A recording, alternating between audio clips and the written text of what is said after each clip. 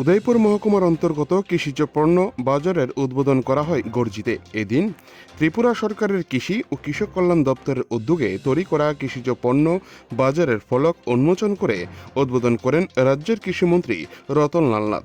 এদিন উদ্বোধনী মঞ্চে ছিলেন মাতারবাড়ি কেন্দ্রের বিধায়ক অভিষেক দেবরায়, বিধায়ক জিতেন্দ্র মজুমদার, জেলা সভাধিপতি দেবল দেবরায় ও রাজ্যের কৃষি দপ্তরের ডিরেক্টর ফণীভূষণ জমাতিয়া সহ জেলা কৃষি দপ্তরের অন্যান্য আধিকারিকগণ। এদিন 3,12,00,000 টাকা ব্যয় করে পণ্য বাজারের তৈরি হয়েছে বলে জানান মাতারবাড়ি কেন্দ্রের বিধায়ক অভিষেক দেবরায়। পরে রাজ্যের কৃষিমন্ত্রী রতনলাল নাথ বক্তব্য রাখতে গিয়ে রাজ্যের কৃষি দপ্তরের নানা উন্নয়নমূলক চিত্রগুলি তুলে ধরেন অনুষ্ঠানে আসা কৃষকদের সামনে। পাশাপাশি এই এলাকার দীর্ঘদিনের মানুষের যে দাবি ছিল একটি পাকা বাজার নির্মাণের, তা অবশেষে পূরণ হয়েছে বলে দাবি করেন মন্ত্রী। কৃষিমন্ত্রী রতনলাল নাথ বলেন, বর্তমান সরকার 200 কোটি টাকার উপর কিছু যন্ত্রপাতি দিয়েছে রাজ্যে। পাশাপাশি রাজ্যের উন্নয়নে যেভাবে দপ্তর কাজ করেছে তা প্রশংসার যোগ্য।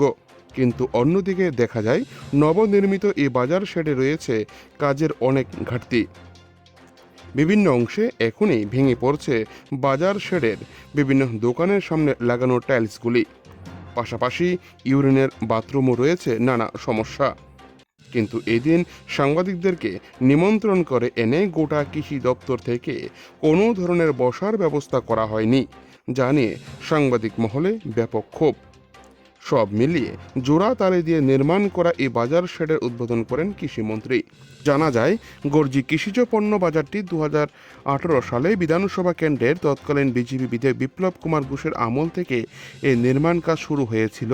পরবর্তী সময়ে বর্তমান বিধায়ক অভিষেক দেবরের আমলে গিয়ে সম্পন্ন হয় এ বাজার নির্মাণের কাজ।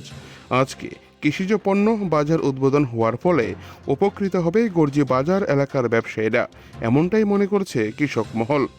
গর্জি থেকে নিজস্ব প্রতিনিধির রিপোর্ট, টিভি 100 বাংলা। গোমতী জেলার 3টা জায়গায় সভা করেছে, একটা বালাটানা, একটা তুলামুড়া, একটা গর্জি।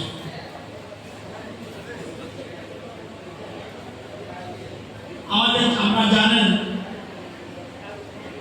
আমাদের দেশে এবং